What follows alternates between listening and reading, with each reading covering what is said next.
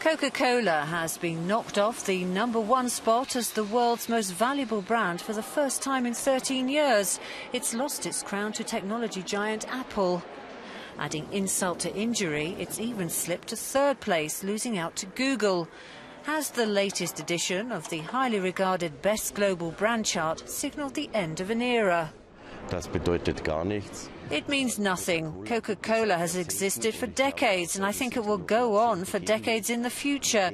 On the other hand, I don't think these big information technology brands will continue for a long time, as the competition in their sector is intense. Ist der Konkurrenzkampf mörderisch.